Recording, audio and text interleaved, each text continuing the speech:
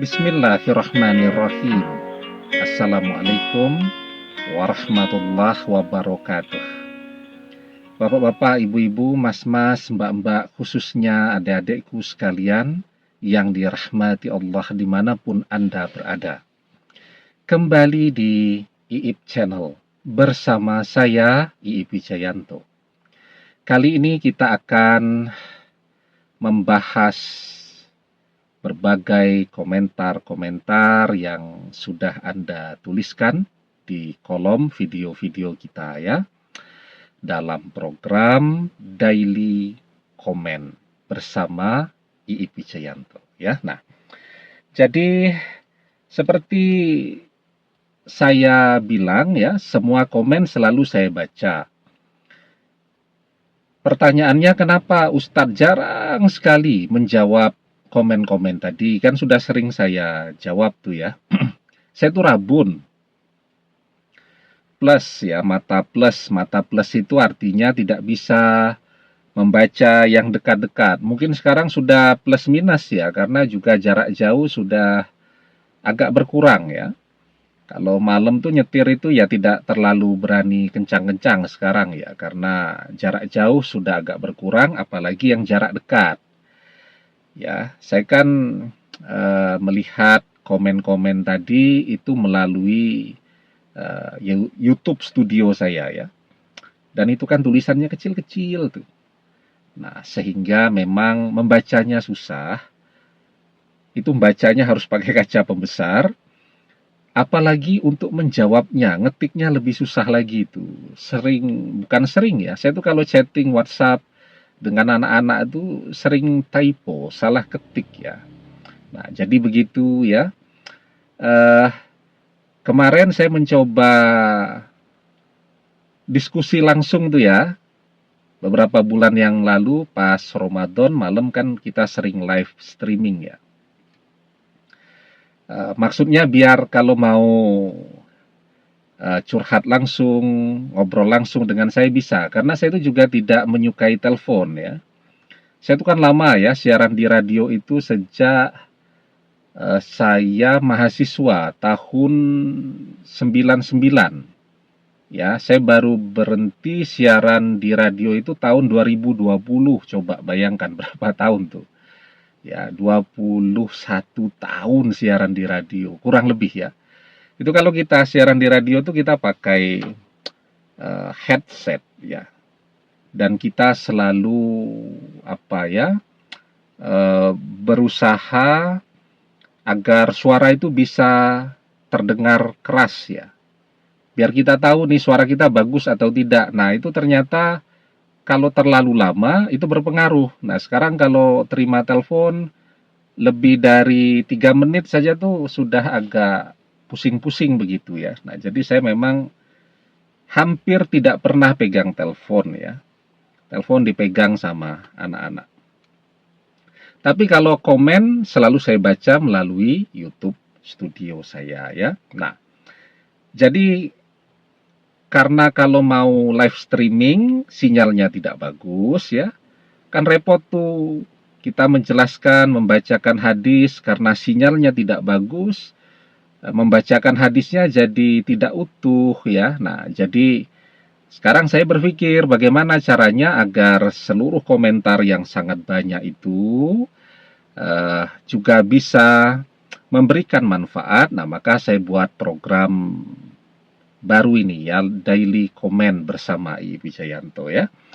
Tapi ditonton ya, ini sudah capek-capek dibuatin, nanti komennya sudah dijawab tapi tidak ditonton. Nah, kita nanti coba dulu dari video yang postingnya masih dekat-dekat ya.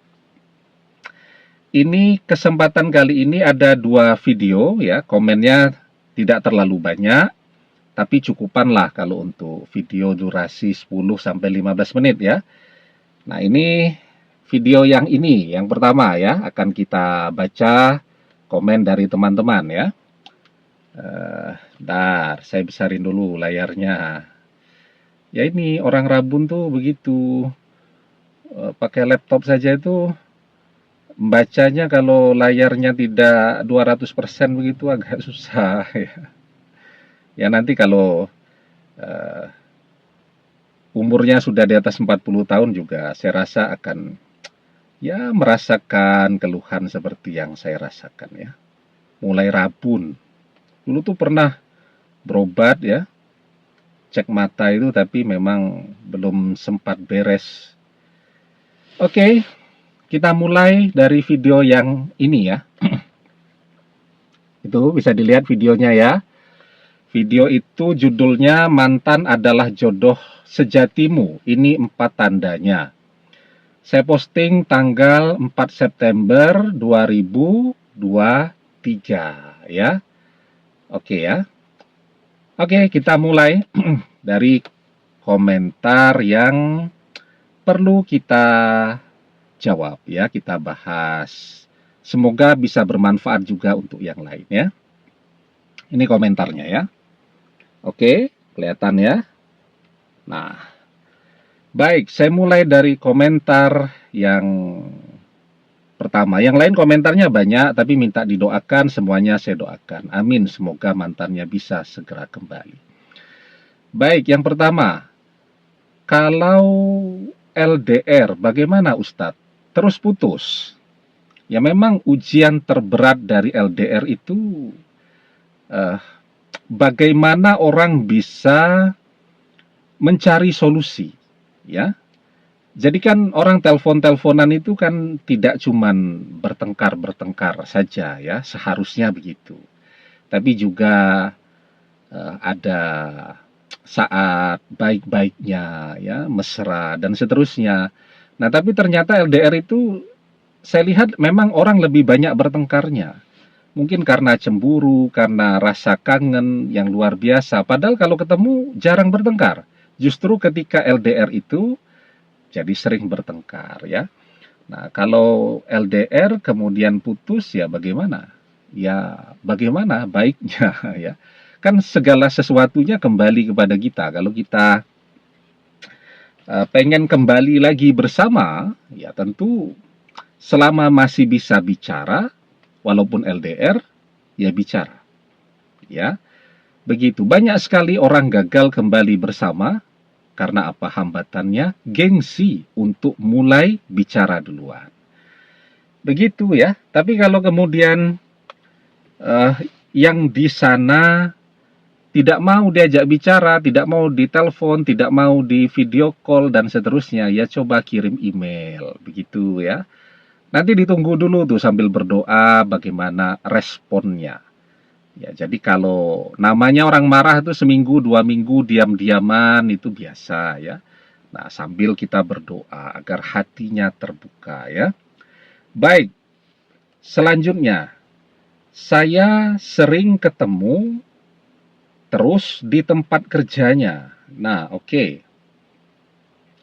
Jadi kalau sering ketemu di tempat kerja, sebenarnya harapan untuk bisa kembali bersama lagi sangat besar ya. Seperti saya sering bilang, kita mengerjakan sebuah amalan, ya, itu kekuatannya, energinya akan sangat berbeda tuh.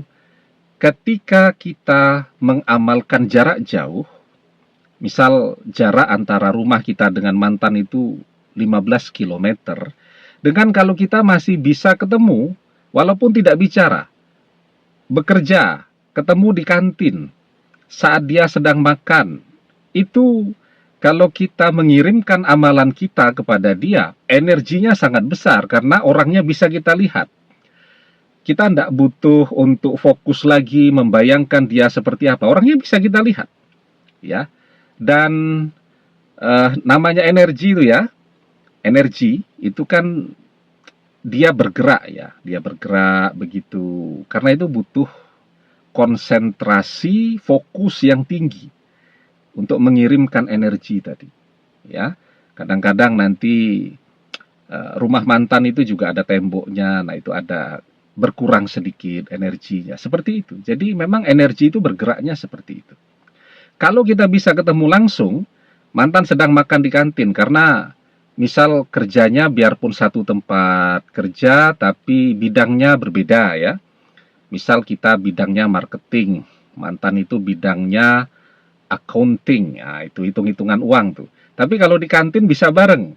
Pada saat makan siang, nah saat biarpun posisi duduknya jauh, kita sempatkan 5 menit tuh untuk mengirimkan amalan apapun yang sekarang sedang kita amalkan langsung kepada dia. Insya Allah ya akan lebih cepat respon yang bisa kita dapatkan. Begitu. Jadi dia tidak mau bicara dengan kita. Ya kita kirimkan amalan kita. Ya, amalannya seperti apa Ustadz? Nanti di playlist ya, di channel kita nih dibuka, ada beberapa amalan. Nah, silahkan dipilih salah satu amalannya. Begitu. Kalau kemudian lupa amalannya atau belum hafal, nah sekarang apa yang kita kuasai betul? Kita hafal surat Al-Fatihah. Nah, saat kita melihat mantan, kan kita tidak bicara karena dia tidak mau bicara dengan kita. Ya, kita lihat saja. Sambil kita kirimkan ila ruhi wal jasadi, kita sebut namanya. Dalam hati saja, tidak usah kedengaran. Ya, kita kirimkan Al-Fatihah 3 kali kepada dia. Jangan lupa ditutup dengan membaca solawat 1 kali. Insya Allah, dengan izin dan pertolongan Allah, responnya akan lebih cepat daripada kalau kita mengirimkan amalan itu tidak melihat atau jaraknya jauh. Walaupun ya kalau kita bisa fokus, konsentrasinya bagus ya bisa cepat juga. Tapi kan kita sering mengerjakan sebuah amalan, untuk fokus kita harusnya membayangkan mantan, malah yang kebayang wajahnya artis ya. Jadi habis melihat video kita ini, nanti mau mengerjakan amalan yang kebayang wajah saya. Begitu. Nah, jadi kalau masih satu tempat kerja, insya Allah bisa lebih cepat kembali bersama lagi ya. Amin. Oke, selanjutnya video yang kedua ya. Yang video yang tadi komennya banyak, tapi lebih banyak yang berdoa. Semuanya saya aminkan ya. Saya pikir itu yang perlu kita bahas dari video yang pertama. Nah, ini video yang selanjutnya. Ini ya, videonya. Nanti silahkan yang belum lihat, dilihat di channel YouTube kita. Judul videonya, jika gak ada 3 hal ini, mantan belum melupakanmu. Ya, saya posting tanggal 4 September 2023. 2 hari yang lalu ya, ini tanggal 6 ya. 2 hari yang lalu. Videonya masih baru. Ya. Oke, kita baca komen ya. Suamiku merencanakan mau menceraikan aku. Ya. Sebelum perceraian itu terjadi, ya, maka kita berdoa, kita mohon kepada Allah agar perceraian itu tidak terjadi. Ya, tadi ya kita kirimkan amalan kita agar hati suami yang mau bercerai tadi menjadi lunak, agar kalau ada kekecewaan, kemarahan dan seterusnya itu bisa reda. Itu penting. Ya, itu yang harus dilakukan sekarang. Kan kita usaha dulu tuh. Usaha kita dengan doa, dengan amaliyah kita. Apa yang bisa kita kirimkan? Ya seperti tadi itu. Ya, kirimkan Al-Fatihah atau apapun yang kita kuasai. Insya Allah mustajab. Kunci keberhasilan sebuah amalan itu adalah ketekunan. Ahabul a'mali ilallahi ta'ala adwamuha wa in qalla. Amalan yang paling Allah cintai atau amalan yang paling dicintai oleh Allah adalah amalan yang dilakukan rutin terus-menerus walaupun itu sedikit ya. Nah, jadi itu ya. Baik, selanjutnya ini komen-komennya ya. Semuanya kan saya bilang saya baca komennya. Semoga yang masih cinta segera dipertemukan oleh Allah. Amin. Ya, cinta itu penting. Karena cinta adalah tanda orang akan bersama dengan orang yang ia cintai. Almar'u ma'a man ahabba wa anta ma'a man ahbabta. Seseorang akan bersama dengan orang yang ia cintai, dan engkau akan bersama dengan orang yang engkau cintai. Ya. Selanjutnya, mantan saya itu memang orangnya tertutup, Ustaz. Ya. Itu kan kenapa dia terbuka dan tertutup itu kepribadiannya itu ya. Artinya kalau tertutup itu kan orangnya pendiam ya, tidak suka curhat, tidak suka cerita ke sana kemari dan seterusnya. Ya memang itu lebih sulit daripada orang yang punya karakter yang ramah ya, begitu. Nah, jadi yang paling penting walaupun karakternya tertutup, selama hatinya tidak tertutup untuk kita, maka insya Allah selalu ada peluang untuk bisa kembali bersama dia lagi. Ya, tertutup itu kan lisannya, ya. Tapi kalau hatinya bisa kita sentuh setiap hari dengan doa-doa dan amalan-amalan kita, maka hati yang tertutup pun bisa terbuka. Apalagi jika yang bersangkutan memang hatinya belum tertutup untuk kita. Apa tanda dari mantan yang hatinya belum tertutup untuk kita? Nah, tandanya yang paling mudah apa? Paling mudah dia tidak memblokir media sosial kita. Itu yang paling mudah. Kalaupun dia blokir, tidak dia blokir terus. Dia buka tutup, blokir media sosial kita. Itu tanda yang paling mudah untuk dilihat jika hati mantan belum tertutup untuk kita. Ya, oke. Assalamualaikum Pak Ustadz, saya senang melihat terus video Pak Ustadz sebagai acuan diri. Baik, terima kasih ya. Pak Ustadz, saya mau diceraikan oleh istri. Saya berusaha bertahan karena anak. Tapi saya pengen rujuk, apa dia masih bisa untuk bersama dengan saya lagi? Insya Allah masih bisa. Ya, banyak video. Ya, karena kan ada yang nonton video saya hari ini, 3 hari nggak nonton ya. Ada subscriber baru dan seterusnya. Maka di begitu banyak video pesan itu selalu saya sampaikan.